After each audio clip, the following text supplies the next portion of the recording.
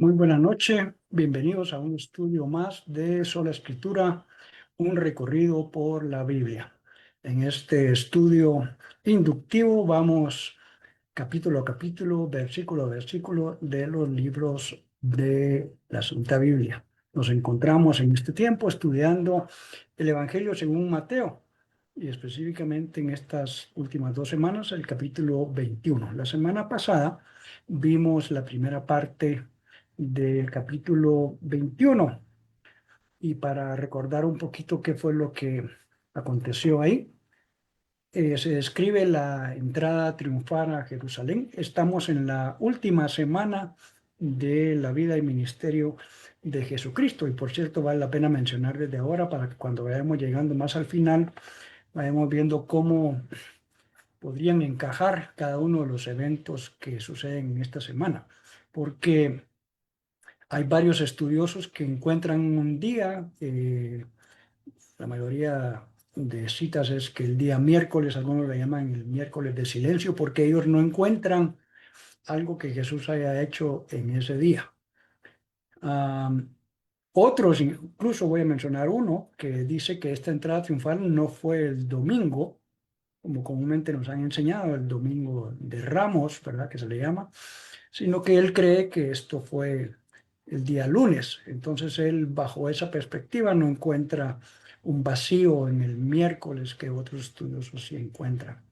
Cuando vayamos acercándonos más al final de los días de Jesús y específicamente el día de su muerte, vamos a tratar de explicar probablemente bajo una perspectiva un poco diferente de lo que tradicionalmente nos han dicho, qué día fue que murió Jesús y básicamente el día de la resurrección, sí, prácticamente todos están de acuerdo.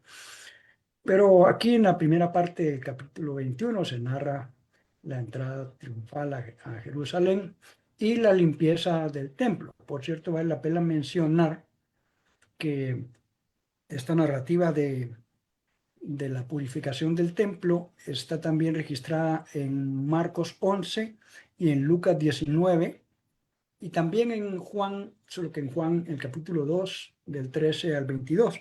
Pero varios de los estudiosos, y yo concuerdo en las conclusiones de ellos, creen que la narrativa de Mateo aquí, junto con la de Marcos y la de Lucas, al final del ministerio de Jesús, es diferente que la narrativa de Juan en el capítulo 2. ¿Por qué? Hay algunos indicios de que Jesús venía de otro lugar y se fue a otro lugar después de haber purificado el templo. Eso ya marca una gran diferencia. Los evangelios sinópticos básicamente sí coinciden al final del ministerio de Jesús y la semana pasada vimos respecto de esa limpieza del templo. Terminamos estudiando la semana pasada cuando Jesús dice que tenía hambre y pasó por donde había una higuera que solo tenía hojas y él buscó fruto y no lo encontró y la maldijo y se secó. Básicamente, eh, lo que hablamos fue que las higueras, cuando tienen hojas es porque ya han producido frutos. Y entonces, esto era, como decimos popularmente, pura apariencia. Esta higuera tenía hojas, pero no tenía fruto. Y al final de ese pequeño pasaje, Jesús vuelve a enseñar sobre la importancia de poner en práctica la fe, porque sus discípulos le preguntan, ¿cómo es que se secó tan rápido la higuera? Y él les dice, de cierto que si tuvieres fe y no dudareis, no solo haréis esto de la higuera, sino que le diréis a este monte, quítate, échate en el mar, y será hecho. Y todo lo que pidieres en oración, creyendo, esa es la clave, creyendo sin dudar, lo recibiréis. Así que vamos a entrar en la última parte del capítulo 21, lo vamos a subdividir en tres porciones, del 23 al 27, lo que vamos a iniciar estudiando hoy, lo voy a poner aquí a la vista. Estamos aquí. Sí, aquí. Para que si alguien no tiene a la mano su Biblia pueda leer con nosotros esto que dice acá. Muy bien. Jesús viene entonces de maldecir la higuera Recuerde que aquí sí menciona esto, ¿verdad? Que después de que Jesús limpia el templo, versículo 17, dejándolo, salió fuera de la ciudad a Betania y posó ahí. Ya mencionamos que en esta semana varias veces Jesús entra a la ciudad, hace algunas cosas, da algunos discursos, algunas enseñanzas a los discípulos y sale a descansar repetidamente a Betania, ¿verdad? Y entonces al día siguiente, por la mañana, es cuando maldice la higuera y, y entonces sucede esto, ¿verdad? Después de que maldice la higuera, dice el 23 al 27, cuando vino al templo, los principales sacerdotes y los ancianos del pueblo se acercaron a él mientras enseñaba y dijeron, ¿con qué autoridad haces estas cosas? ¿Y quién te dio esta autoridad? Respondiendo Jesús les dijo, yo también os haré una pregunta y si me la contestáis, también yo os diré con qué autoridad hago estas cosas.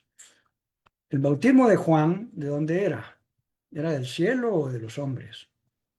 Ellos entonces discutían entre sí, diciendo, si decimos del cielo, nos dirá por qué no lo creísteis.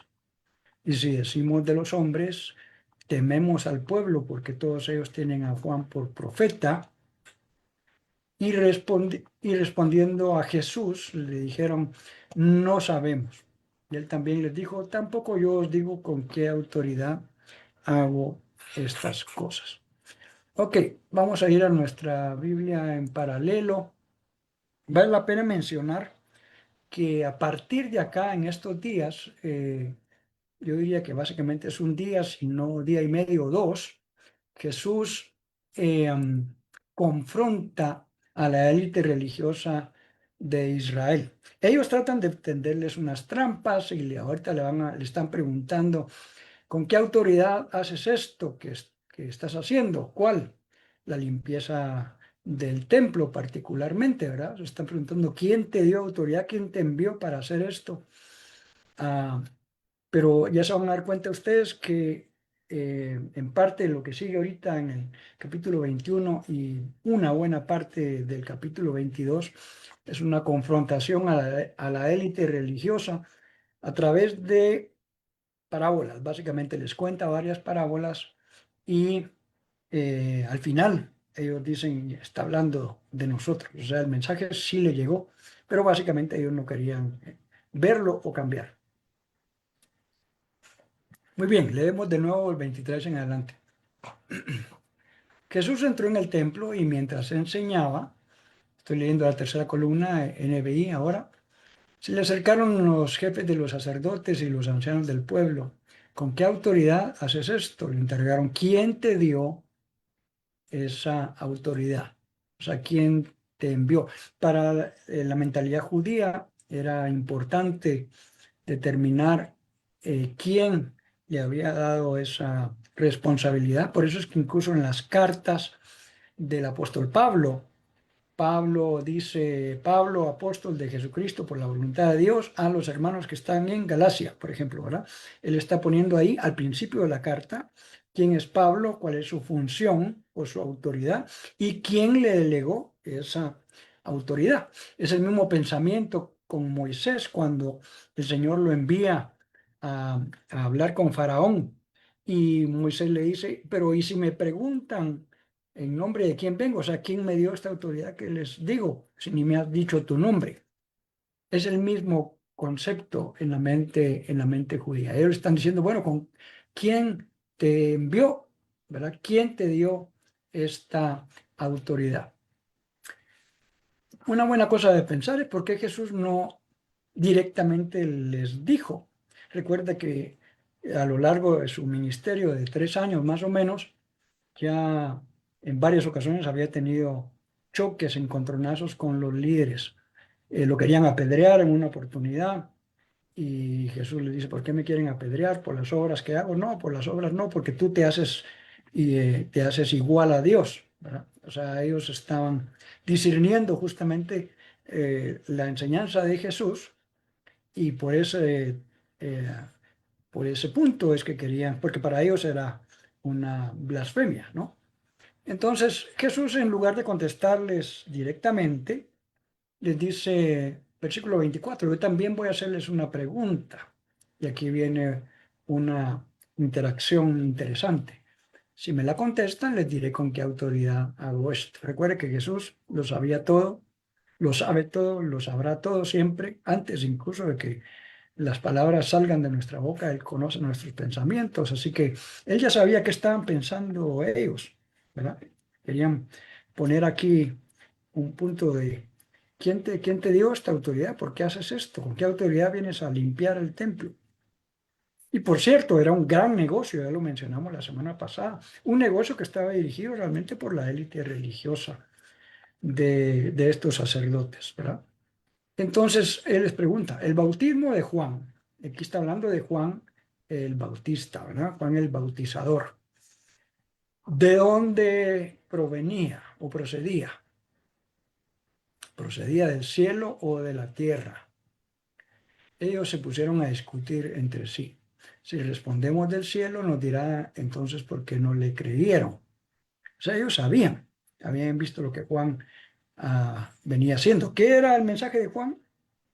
Arrepiéntanse porque el reino de los cielos se ha acercado y detrás de mí viene uno que yo no soy ni siquiera digno de desatarle las sandalias. Es el Mesías prometido. Él fue ese heraldo, ese anunciador que Dios había enviado, que ya estaba profetizado, que así tenía que venir, ¿verdad?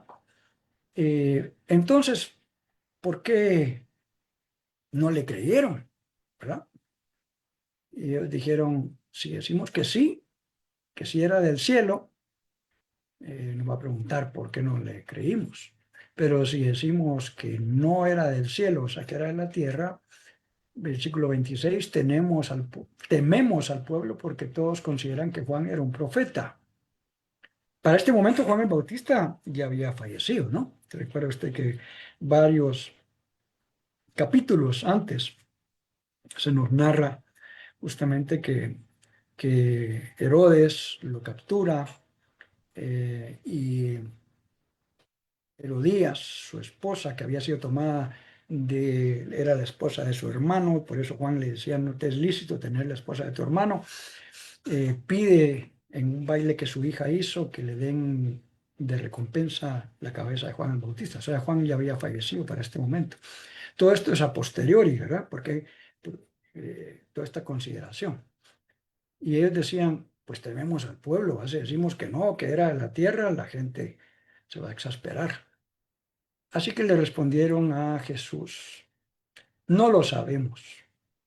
O sea, sí sabían, pero le temían más a la gente que a Dios. Y eso pasa actualmente con muchas cosas, ¿verdad? El temor del hombre, dice, pone lazo.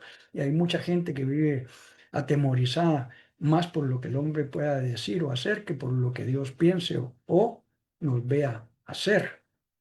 Entonces, aquí pasa justamente esto, ¿verdad?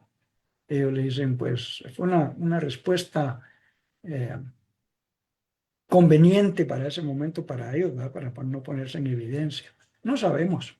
Entonces Jesús muy sabiamente les dice, pues yo tampoco les voy a decir con qué autoridad hago esto. Pregunto, por cierto, ¿con qué autoridad hacía Jesús estas cosas? Porque Jesús es el Hijo de Dios, es Dios encarnado, es Dios hecho hombre en la tierra, y pues si es Dios, tiene toda la autoridad para hacer y deshacer, decir o no decir. Sigamos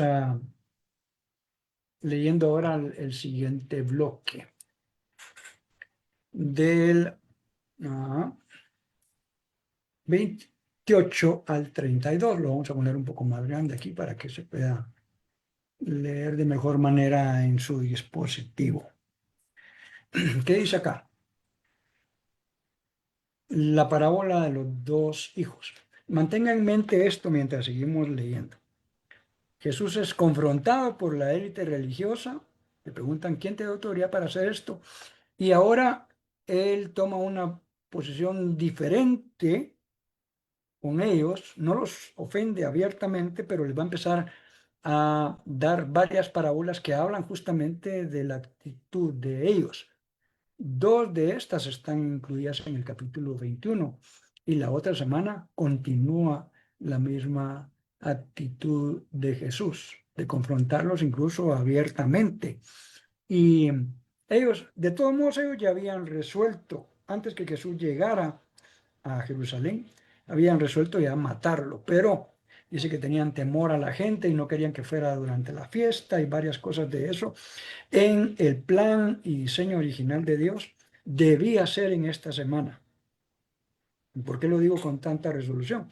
Porque se recuerda que Juan el Bautista, cuando mira a Jesús, dice: he aquí el Cordero de Dios que quita el pecado del mundo. ¿A qué se estaba refiriendo? Al cordero que sacrificaban anualmente en la Pascua.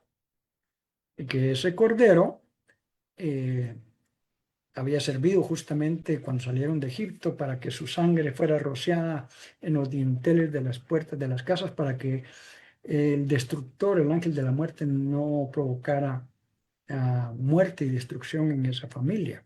Igualmente pasa eso con nosotros. O sea, Jesús tenía que morir específicamente el día que estaban siendo entregados los corderos pascuales. Tenía que morir específicamente el día que todos estaban sacrificando los corderos, el día de la Pascua.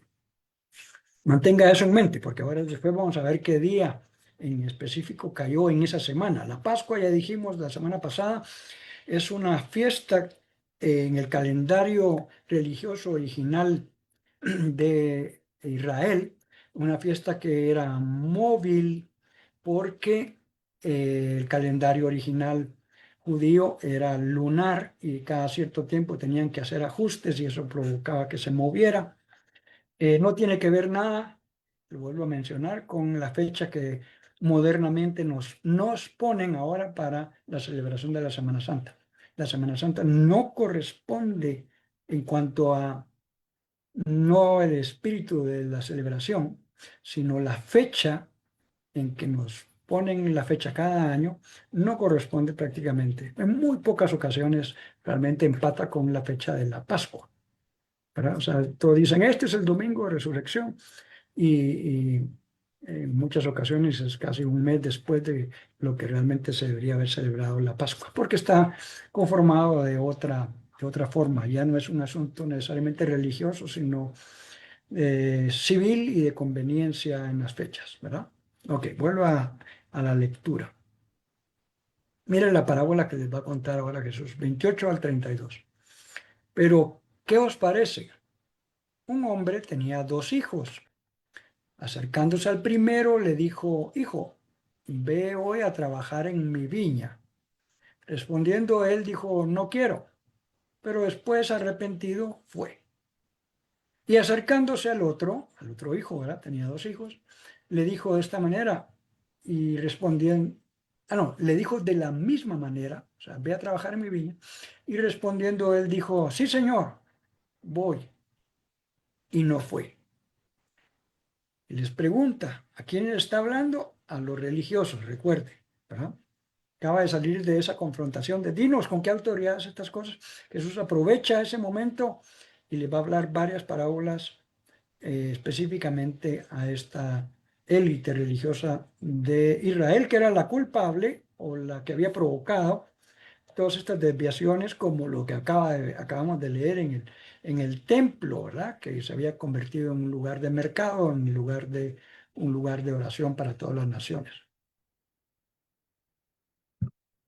Ah, ¿cuál de estos dos hizo la voluntad de su padre?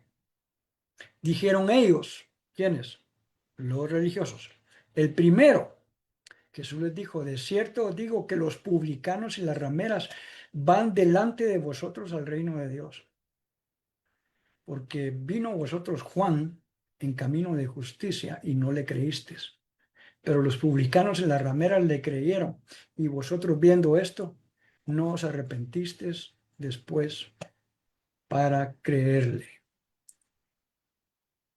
O sea que esta parábola está teniendo un nexo, una conexión con lo que les acaba de preguntar. Juan, el bautismo de Juan, entonces, ¿de dónde era? No solamente era una pregunta para evadir la respuesta que ellos le estaban diciendo. les empezó a confrontar justamente y entonces, justo lo que ellos pensaron, ¿verdad? Si le decimos tal cosa, va a decir, ¿por qué no le creímos? Y si decimos tal otra cosa, tenemos miedo del pueblo. Y ellos dijeron, al final de cuentas, no lo sabemos. Aquí Jesús les va a decir, les está diciendo básicamente que Juan tenía razón. Entonces, ¿por qué no le creyeron? Vamos a volverlo a leer, solo que ahora en otra traducción. ¿Qué les parece? Continuó Jesús. Había un hombre que tenía dos hijos.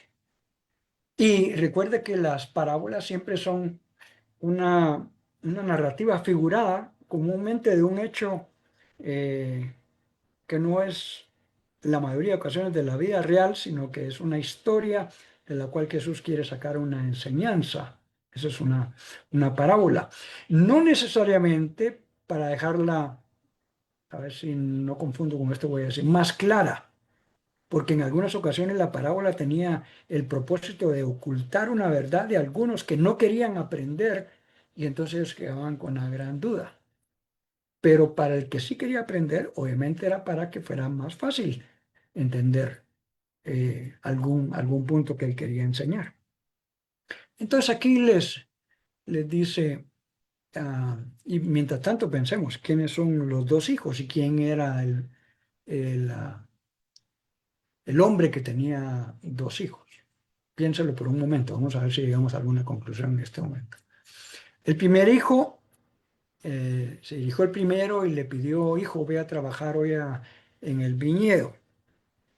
No quiero, contestó, pero después se arrepintió y fue. Luego el padre se dirigió al otro hijo y le pidió lo mismo y este dijo, sí, sí señor, pero no fue. Interesante este planteamiento. ¿Cuál de los dos hizo lo que su padre quería? Recuerde otra vez, le estaba preguntando a la élite religiosa. Entonces, estos dos hijos, uno de estos dos hijos es básicamente la élite religiosa. Y piense entonces, ¿quién es el segundo hijo? El que probablemente había dicho no al principio, pero que después se arrepintió y sí fue. El, el primero contestaron ellos. Pues obviamente, ¿verdad? Estaba muy claro. Y ahora Jesús les da la interpretación de una vez. Les dice quién de esos dos hijos son ellos. Les aseguro que los recaudadores de impuestos, esos eran los publicanos. Por cierto, vale la pena mencionar aquí, eran de las personas más detestables para el pueblo judío, porque ellos, la mayoría eran judíos, pero se habían puesto en acuerdo con Roma para cobrarle los impuestos a los mismos judíos. No eran queridos en Israel. Mateo era de esa cuenta. Eh, ¿Quién más? Ay, me está yendo el nombre de otro. Si me acuerdo ahorita, me acuerdo. Hay otro personaje relativamente famoso aquí, eh, que está en un sicómoro y Jesús le dice, baja o es necesario que yo muera en tu casa. Bueno, por ahí se me está yendo el nombre de este otro personaje. Por cierto, que sucede al final de, de estas narrativas, antes de entrar en Jerusalén, cuando venía, eso fue en Jericó. Muy bien, entonces él les dice claramente, ¿verdad? Les aseguro que los recaudadores de impuestos, los cuales ustedes tienen por detestables, y las prostitutas, que eran el otro grupo que ellos tenían, así como no es posible, esto es lo peor de la sociedad, es la lacra de la sociedad. Dice, van delante de ustedes hacia el reino de Dios. Wow, esa es una confrontación fuerte, muy fuerte. Aquí ya no se lo dice en sentido figurado. Está diciendo, ustedes son el hijo que dijo que sí y al final de cuentas no fue. Pero este grupo de gente que eran los despreciados, los apartados de la sociedad, pero creyeron en el mensaje de Juan y se arrepintieron, ellos son el hijo que no quería al principio, pero que finalmente fue. Pero como ya le dije, aquí hay una unión con el anterior párrafo. él les pregunta, ¿verdad? Ok, les voy a hacer una pregunta nada más antes de contestarles. Y la pregunta tenía que ver con el bautismo de Juan. Ahora les habla aquí ya sin velo, porque él sabía que ellos sabían que Juan tenía la razón, pero por temor a la gente no quisieron hacerlo y obviamente por no dar su brazo a torcer y que no querían realmente cambiar. Estaban cómodos con eso. Dice, porque Juan fue enviado a ustedes para señalarles el camino de justicia y no le creyeron. Pero los recaudadores de impuestos y las prostitutas sí le creyeron. La predicación de Juan era muy fuerte, por cierto, era confrontativa, porque eso es básicamente el llamado al arrepentimiento, es que alguien nos señale un área donde estamos mal y nosotros tengamos la apertura para decir si yo debo cambiar. Arrepentimiento no solamente decir, ah, sí, qué mal hice, ¿verdad? Como yo he dicho, que yo hago algo mal contra mi esposa y le digo, perdóname. Y ella, obviamente, porque ama al Señor y me ama a mí, va a decir, está bueno. Pero si yo sigo con la misma actitud y mañana le voy a decir, perdóname otra vez, es muy probable que ella me diga, está bien, pero ya unas veces posteriores se me va a decir, está bien, yo te tengo que perdonar, pero mejor si cambias. El arrepentimiento implica un cambio de mente y de actitud. Ese es el verdadero arrepentimiento. Y ellos, los menospreciados del pueblo, sí creyeron en Juan, hicieron un cambio y los religiosos no. Así que esta parábola de los dos hijos está dirigida básicamente a los religiosos. Fueron el hijo que dijo que sí y no fue, y los que habían dicho que no, que probablemente habían querido vivir su vida como querían, como la mayoría de nosotros, y un día la luz del Evangelio nos resplandeció y dijimos, no, yo tengo que hacer un cambio y le entregamos nuestra vida a Jesucristo. Somos los que dice Jesús acá, el hijo que había dicho que no, pero al final de cuentas sí fue.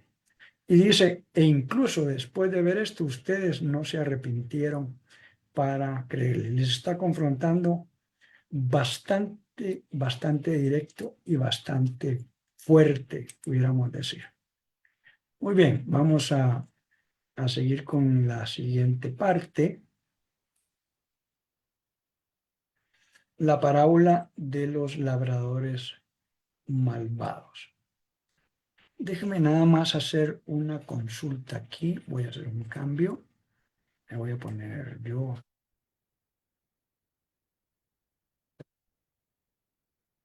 Decir algo sin estar totalmente seguro si está en este capítulo.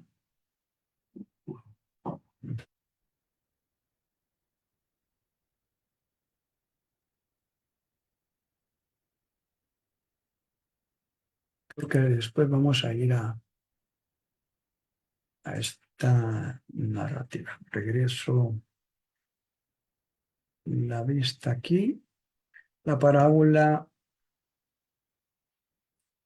de los labradores malvados se llama. Recuerda que estos títulos que aparecen en nuestras Biblias físicas o digitales fueron añadidos muchos años después.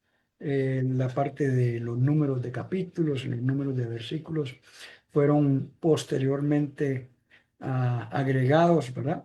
Así que aquí los que en ese tiempo dispusieron ponerle un título, pusieron los labradores malvados. Probablemente algunos concordemos con esa descripción y otros diríamos, tal vez hubiera sido mejor ponerle este otro título. A veces nos pasa así.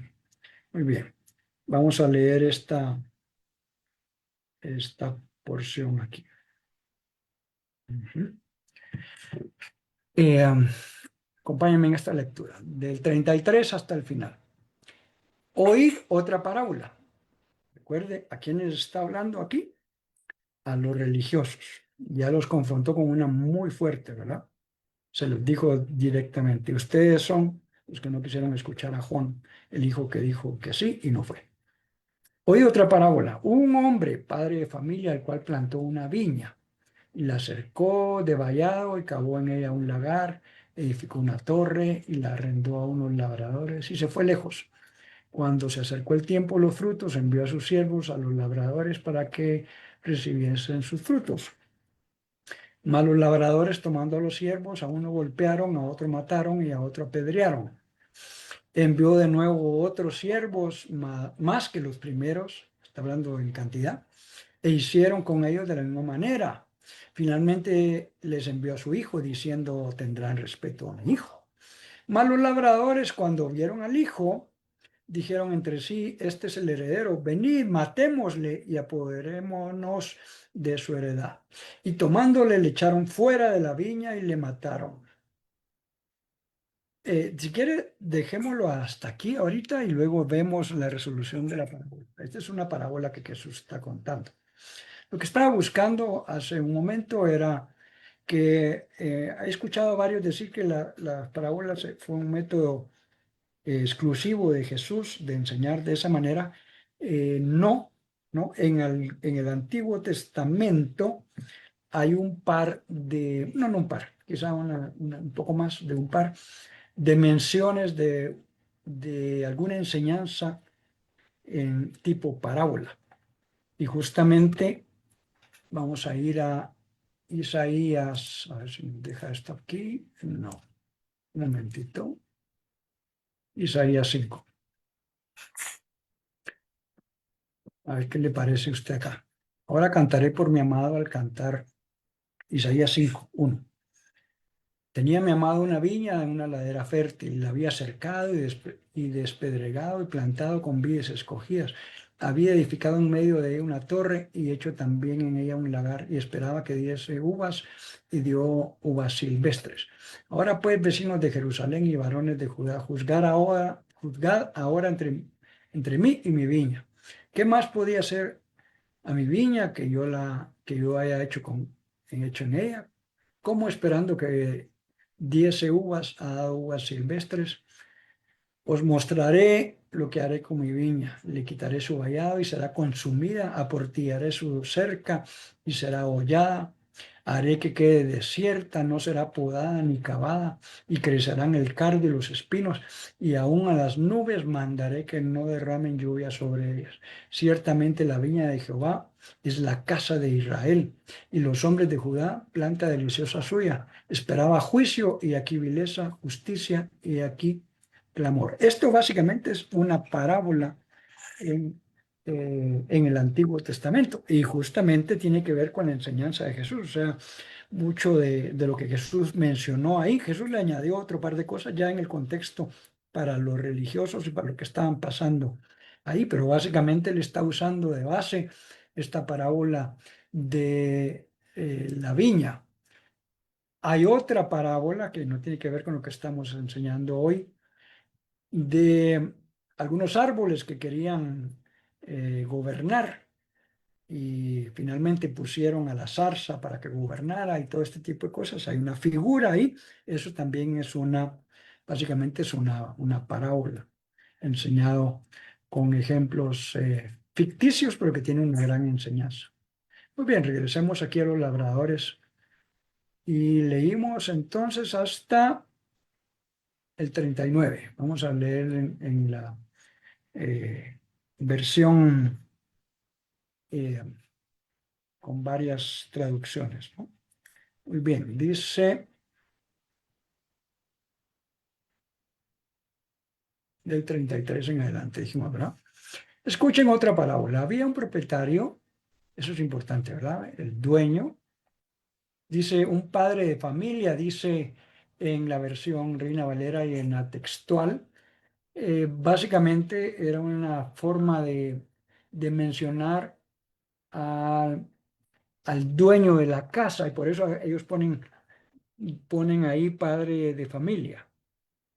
La palabra griega tiene que ver con casa, oikodespotes, es una palabra compuesta, la cabeza de la familia, eso es lo que dice. Pero lo que se entiende entonces es que era el dueño de ese lugar, ¿verdad? Ok. Dice un propietario plantó un viñedo y lo cercó y cavó un lagar y construyó una torre de vigilancia y luego arrendó el viñedo a unos labradores y se fue de viaje, ¿verdad? Ah, aquí hay detalles de este tema, ¿verdad? Les dejó encargados, les dejó como administradores a estos labradores. Cuando se acercó el tiempo de la cosecha, mandó a sus siervos, a los labradores, para recibir de esto lo que les correspondía. Básicamente, un administrador no es el dueño de nada, sino que él está a cargo de cuidar las cosas de otro. Ese es el concepto básico de administrador, es la gran diferencia entre el administrador y el dueño. El administrador básicamente tiene que rendirle cuentas al dueño. Por cierto, nosotros somos administradores de las cosas de Dios. La Biblia dice que el mundo y los que en él habitan son del Señor. Quiere decir que todas mis cosas no son tan mías, sino que realmente son del Señor. Yo las debería cuidar y usarlas adecuadamente para entregarle un día cuentas al verdadero dueño. Cierro el paréntesis. Cuando se acercó el tiempo de la cosecha, mandó a sus siervos para que recibieran lo que les correspondía. Pero los labradores agarraron a esos siervos, los golpearon a uno, mataron a otro y apedrearon a un tercero. Esto, si uno lo lee aquí, dice, no, pero qué mal estos, ¿verdad? Y básicamente se recuerda en lo que leímos que decía que los labradores malvados en Isaías, ¿verdad? Era el pueblo de Israel que en lugar de hacer las cosas con justicia, se encontró maldad. Y también hay una acusación acá, velada, porque es una parábola, a lo que históricamente Israel hizo. Cuando hablo de Israel estoy hablando de todo, aunque el reino se dividió, de eso estoy leyendo ahora en mi lectura devocional, ese periodo de la historia, donde el pueblo de Israel era uno y posterior a Salomón se divide y estaba profetizado, por cierto, 10 tribus se quedan en el norte y 2 se quedan en el sur y después empiezan a llamar Israel y Judá, ¿verdad? Y yo estoy mencionando esto como un todo, ¿no? Entonces ellos mataron a los profetas que el Señor les envió uno tras otro. Eso es parte de lo que está velado aquí. Dice, después les mandó otros siervos en mayor número y también los maltrataron. Por último les mandó su propio hijo pensando a mi hijo si lo respetarán. Pero cuando los labradores vieron al hijo, se dijeron unos a otros, es el heredero. O sea, él tiene el derecho de quedarse con esto. Entonces lo que podríamos hacer es matarlo para quedarnos con la herencia.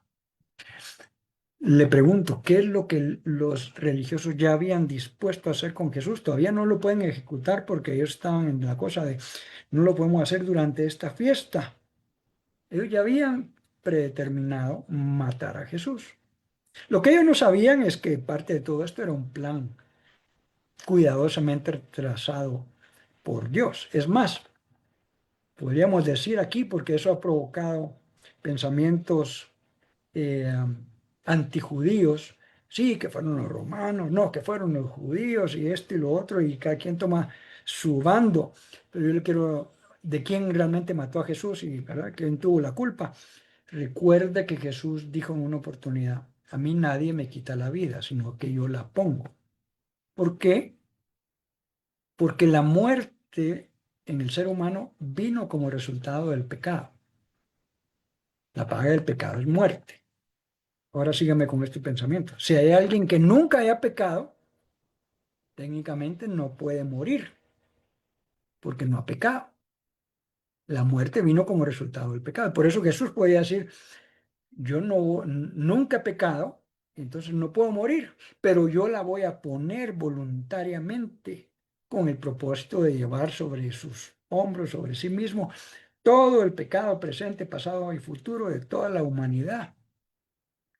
Pero ellos ya habían predeterminado hacer lo que la parábola dice, matémoslo para quedarnos con su herencia. Así que le echaron mano y lo arrojaron fuera del viñedo y lo mataron. Aún esta declaración de fuera del viñedo también es importante, porque Jesús murió en las afueras de Jerusalén. No murió dentro de Jerusalén, sino murió fuera de la ciudad. Eso tenía también un significado simbólico, pero desde acá Jesús está declarando que él no va a morir dentro de la ciudad. Ahora sigamos leyendo, porque ¿cuál era el propósito de estas parábolas? Hemos dicho esta noche, confrontar directamente a la élite religiosa. Muy bien, del 40 ahora sí al 46. Estamos en que los labradores lo echaron fuera de la viña y lo mataron. Ok, ahora mire pues, ahora viene Jesús y les pregunta, cuando venga pues el señor de la viña, o sea, el dueño, ¿qué hará con aquellos labradores? Les pregunta a los religiosos. Y ellos dijeron, a los malos destruirá sin misericordia y arrendará su viña a otros labradores que le paguen el fruto a su tiempo. La conclusión que ellos llegan es correcta. Igual que, igual que en la conclusión de la anterior de los dos hijos, ¿no? Básicamente, ¿quién hizo la voluntad de Dios? El que dijo que no, pero fue. Esa fue la respuesta de ellos. Y ahora dicen acá, no, con esos labradores arrendará su viña a otros y que le paguen el fruto a su tiempo. Nunca leíste, les dijo Jesús, la piedra que desecharon los edificadores ha venido a ser cabeza del ángulo. El Señor ha hecho esto y es cosa maravillosa a nuestros ojos. Por tanto os digo que el reino de Dios será quitado de vosotros y será dado a gente que produzca los frutos de él. Y el que cayere sobre esta piedra será quebrantado y sobre quien ella cayere lo desmenuzará. Y oyendo sus parábolas, los principales sacerdotes y los fariseos entendieron que hablaba de ellos, pero al buscar cómo echarle mano, temían al pueblo, porque este pueblo lo tenía por profeta. Hacemos esta última porción del estudio de hoy. Mire, pues Jesús los lleva a un punto en que les hace unas preguntas y ellos al responder se vieron aludidos. No hubo más que verse aludidos, porque la gente sí le creyó a Juan y ustedes no cambiaron, pero los pecadores sí se arrepintieron. Esa es la primera cosa, ¿verdad? Ustedes son de los que dijeron que sí, pero no fueron. En cambio, los pecadores que sí se arrepintieron son los que van a entrar primero en el reino de los cielos. Y esta otra es mucho más directa, la confrontación. Vamos a ver. Versículo 40. Les pregunta entonces, ¿verdad? Ya terminó la parábola. Cuando vuelve el dueño, ¿qué hará con esos labradores? Y ellos quizá molestos por lo que estos labradores habían hecho, ¿no? Hará que esos malvados tengan un fin miserable. O sea, los destruirá sin misericordia, decía en la versión Reina Valera. Los destruirá atrozmente. Vamos a ver qué dice nosotros. Les dará una muerte horrible. Los matará de manera terrible. O habla de miserablemente, ¿verdad? Malamente. Eh, ok, dice, y arrendará la viña a otros labradores que pagarán los frutos en su tiempo, porque está muy claro quién era el dueño. Ahora pensemos, ¿verdad? Ok, ¿quién es el dueño? Porque dice al final que ellos entendieron que se estaba refiriendo a ellos. El dueño es Dios. ¿Quiénes fueron los siervos que Dios envió? Los profetas, Moisés, los mismos apóstoles, etcétera, que enviaron el mensaje, pero muchos de ellos los enviaron a matar, los maltrataron o los mataron. Entonces ahora él les dice respecto de sí. ¿No han leído nunca en las escrituras la piedra que desecharon los constructores ha llegado a ser la piedra angular? Ya les voy a mencionar algo de esto. Esto es obra del Señor y nos deja maravillados. Esto está en uno de los salmos, el Salmo 118. versículos 22 y 23 es una cita respecto de esto. La piedra que desecharon los constructores ha venido a ser la piedra angular. Esto es la piedra angular en la forma que se construía antes en esos lugares. Era una piedra que se colocaba en una parte muy importante de la casa y que le daba amarre al resto de paredes e incluso en ocasiones al techo, o sea, le daba firmeza y solidez a la construcción. No necesariamente por el tamaño, sino por la posición que estaba. Y por eso también se le llama la piedra angular, porque generalmente estaba en uno de esos ángulos. Piense usted en una casa, la esquina entre dos paredes, que eran como las principales de la casa. Eso se le llamaba la piedra angular. Esa piedra resistía una gran cantidad de presión y mantenía, como le dije, el resto de la construcción en pie. Pero dice, esa piedra la han desechado los constructores, los edificadores. Ahora esa piedra se ha convertido en la piedra principal. ¿Quién es esa piedra desechada? Jesucristo.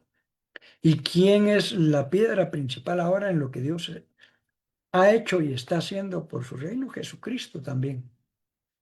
Esto es obra del Señor, nos deja maravillados, dice acá. Por eso les digo que el reino de Dios se les quitará a ustedes. Es una cosa tremenda aquí. Ahora, también debemos aclarar aquí, ¿a quién está hablando? A la élite religiosa, ¿no? Porque alguno puede decir, ya vio, Dios desechó a Israel. Esa es una postura de doctrina en algunas partes de la iglesia, que le llaman teológicamente la doctrina del reemplazo, incluso mal apoyados en un versículo que en un momento le voy a decir. Dice, ya vio, a Israel Dios lo desechó a partir de acá y en lugar de eso puso a la iglesia, así que todos los de Israel ya están desechados. Le está hablando específicamente a la élite religiosa, no al pueblo en general. ¿Y cuál es ese versículo que digo que algunos estudian mal? También porque la Reina Valera tiene un error de traducción en ese pasaje. En lo que habla, quizá de nuevo voy a ponerme acá yo. Lo que pasa es que si yo me pongo a hacer una búsqueda en mi Biblia digital, les aparece a ustedes ahí. Y no quiero que simplemente se maree viendo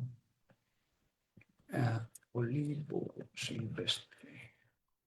Un montón de búsquedas y cosas que este programa va a realizar.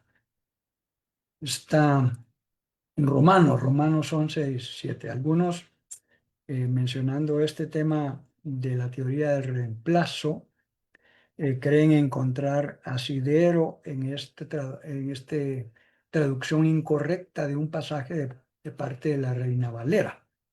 Y usted va a decir, ¿por qué usted está tan seguro de eso? Porque cuando uno lee el original, y por eso tratamos de hacerlo aquí, no siempre, ¿no? No siempre vamos a las palabras originales, solo cuando hay muchos significados de traducción, vamos a revisar un poquito qué decía. En este pasaje está hablando del olivo silvestre y que nosotros fuimos injertados, ¿se recuerda usted? ¿Verdad? Y entonces dice, si las primicias son santas, también la masa restante es santa. Si la raíz es santa, también son las ramas. Mire pues si algunas ramas fueron desgajadas y tú, o sea, nosotros que no éramos parte del pueblo, siendo olivo silvestre, ha sido injertado, aquí viene el punto, en lugar de ellas y ha sido hecho participante de la raíz y de la rica savia del olivo. O sea, este mención de en lugar de ellas, o sea, si yo soy olivo silvestre y el olivo natural era Israel, aquí se parece entender en esta traducción que yo fui puesto en lugar de Israel, porque dice, ha sido injertado en lugar de ellas, que estamos Romanos 11, 17, solo quiero ver cómo lo traduce en estas otras traducciones, a ver si... Ajá. Mire, pues en lugar de ella dice Reina Valera, malamente, ¿verdad? Eso no quiere decir que la podemos desechar, pues es un trabajo admirable, pero en algunas partes probablemente no fue la mejor palabra o una palabra trajo una gran confusión, como en este caso, la teoría del reemplazo. Dios no ha desechado a Israel. Desechó a los líderes, pero a Israel como su pueblo no. Van a ver al final de los tiempos un remanente de Israel que va a creer en Jesús. No todos, eso sí, pero habrá un remanente. Ahora dice acá, en la textual, siendo olivo silvestre fuiste injertado entre ellas. Eso no es en lugar de, sino entre. Quiere decir, hay unos tocones del árbol original y yo en medio de esos tocones fui injertado y quiere decir que después el injerto y los tocones siguen creciendo juntos. Así dice la NBI, ha sido injertado entre las otras ramas, no en lugar. Vamos a ver. Sí, en estas versiones lo traducen adecuadamente. Ahora vamos a regresar a nuestro pasaje en Mateo. ¿Por qué era importante mencionar esto? Porque si lo sacamos de contexto, esta, esta confrontación de Jesús a los líderes religiosos, específicamente, les dice, a ustedes les será quitado el reino y les será dado a gente que produzca los frutos de él. Estamos ya en la comparación eh, de otros pasajes de este versículo. Pues lo cambié ahorita para acá, ¿no? De otros clavos. Ujú. Es cierto, digo que el reino de Dios os será quitado y será dado a un pueblo que produzca los frutos. Mire, Dios es un Dios que busca fruto en sus seguidores. Desde el principio, cuando Dios llama a Adán y a Eva, le dice, multiplíquense y sean fructíferos. Cuando Jesús vino, dice, yo he venido para que ustedes tengan fruto en abundancia. Y estos religiosos habían apartado por completo la verdad de Dios y en lugar de producir lo que tenían que producir, en realidad era totalmente opuesto a lo que Dios, a lo que Dios quería de ellos. Entonces, ah, es un Dios justo, no es que dijeron, no, pero mire, ¿no? Dios quiere que su viña sea fructífera y si unos labradores no están haciendo su tarea bien, pues probablemente los va a podar, los va a limpiar. ¿Recuerda usted que hay una parábola de una viña en la cual Jesús dice, ah, quítala? Y uno de los labradores le dijo, hagamos una cosa, dame un tiempo para limpiarla y abonarla, y si un tiempo después no da fruto, entonces la quitamos. Y Jesús le dijo, está bien. O sea, el propósito de Dios es que demos fruto, pero esta generación de religiosos básicamente habían hecho todo lo contrario a lo que Dios quería. Por eso les dice a ustedes, les es quitado el reino, se le va a dar a un pueblo, dice acá. Esto es importante, a gente, dice Reina Valera, a una nación. Y aquí está hablando la palabra etnos. Y eso era para el léxico judío, está hablando los que no eran judíos. O sea, no está diciendo, se los vamos a quitar a ustedes, se los vamos a dar a otro grupo de judíos. No, está diciendo a los gentiles, en otras palabras, les está diciendo eso. Esta otra nación era una nación que no era nación antes. Y eso fue básicamente lo que pasó después de la muerte de Jesús y con la predicación de los apóstoles, etcétera, que muy pocos judíos pudieron abrir su corazón al mensaje de que Jesús es el Mesías, pero los gentiles se abrieron su corazón y el evangelio avanzó por todo el mundo a través de una nación que no era, ¿verdad? Pero que se espera que produzca ese fruto.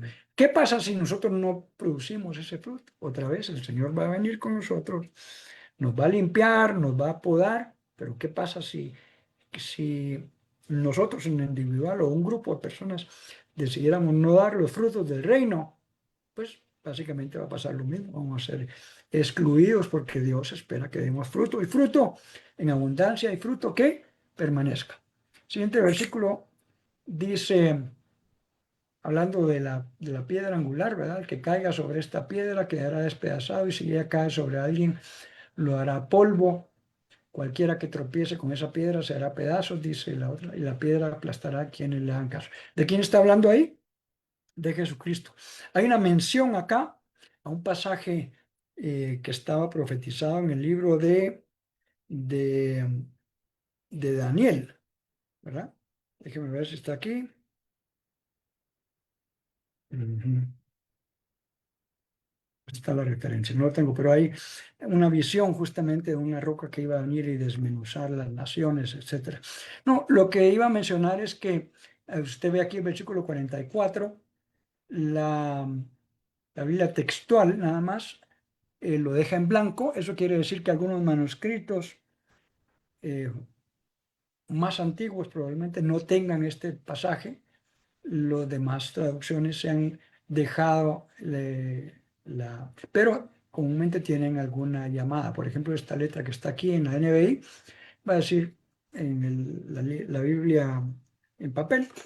Algunos manuscritos no incluyen esta expresión. O este asterisco que está en la siguiente, que es la NTV, para nada más como una mención y cada quien decidirá si lo toma en cuenta. Yo personalmente creo que no se contradice. Como dije, es muy probable que sea una mención a esa visión en el libro de Daniel.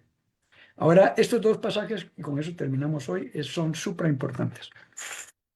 Porque ¿a quiénes está hablando? A los jefes religiosos, a los fariseos, ¿verdad? A la élite religiosa de Israel, al Sanedrín y todos los demás escribas y fariseos.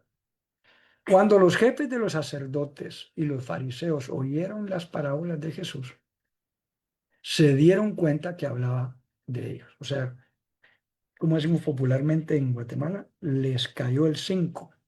O sea, entendieron que los dos mensajes de estas dos parábolas últimas eran para ellos, está hablando de nosotros. ¿Por qué? Porque se sintieron aludidos. Sí, nuestros antepasados han matado a los profetas. Nosotros queremos matar al hijo del dueño, que es el heredero. Se entendieron que estaba hablando de ellos, pero en lugar de arrepentirse otra vez de lo que habían pensado hacer, porque para este momento ya habían dispuesto dar muerte a Jesús. Eso es lo que ellos no querían que fuera durante esta semana. ¿Por qué? Porque no querían alborotar a la gente. Porque dice acá, la gente lo consideraba un profeta. ¿Se acuerdan una oportunidad que Jesús les pregunta a sus discípulos, ¿quién dice la gente que soy yo? Y le empiezan a decir, bueno, unos dicen que eres uno de los profetas antiguos, tal vez Jeremías, o no recuerdo si también dice Isaías. Otros dicen que eres Juan el Bautista. Todos ellos fueron profetas, ¿no? Y después de eso Jesús les pregunta, ¿y ustedes quién dicen que soy yo? Y ya viene otro tema. Pero mucha de la gente pensaba que Jesús era un profeta por las cosas que hablaba, la profundidad de las cosas que decía. Lo tenían en gran respeto. Entonces, ellos, los religiosos, ya habían predeterminado matarlo, pero no lo querían hacer ya o de manera pública porque temían a la gente, ¿verdad? Temían lo que la gente pudiera decir. Muy bien, la otra semana, en el capítulo 22, vamos a ver algunas confrontaciones más de Jesús con la élite religiosa. Ya lo empezó a hacer, pero la siguiente semana sigue hablándoles a ellos. Ellos lo tratan de confrontar con otro tema, ¿verdad? Y llega a ser un punto de no retorno, ¿verdad? Ya ellos habían determinado matar a Jesús y en este momento, incluso dice otro de los evangelios, habían dicho entre la gente que cualquiera que pudiera dar un reporte de dónde andaba Jesús, que lo dieran para poderlo capturar. Así que no se vaya a perder el estudio del capítulo 22. Iniciaremos la otra semana si el Señor lo permite. Vamos a saludar a algunos que han estado esta noche aquí en el estudio. En Facebook, Silvia Carolina Acevedo, gracias por estar siempre acá cada semana, igual a Mimi Aragón y su hija, a Christopher Alexander Acevedo, hijo de Silvita, a Maynor Herrera también, gracias, es un privilegio que estés en este estudio esta noche. y también a Chusita, que ha estado aquí en el Zoom. Recuerde que los estudios quedan grabados por un tiempo en el Facebook de la iglesia, pero por las políticas de Facebook los bajan ellos, los borran un mes después. ¿Qué hemos hecho? Los hemos pasado al YouTube de Iglesia Verbo Zona 16, ahí está todo el historial del Evangelio según Mateo. No pudimos rescatar, lastimosamente, por el aviso un poco tardío, los anteriores, pero todo el Evangelio de Mateo está ahí por si usted se perdió algún capítulo y quisiera escuchar la exposición. Les deseamos una muy feliz noche, que el Señor les bendiga y si el Señor lo permite, la otra semana nos vemos estudiando el capítulo 22.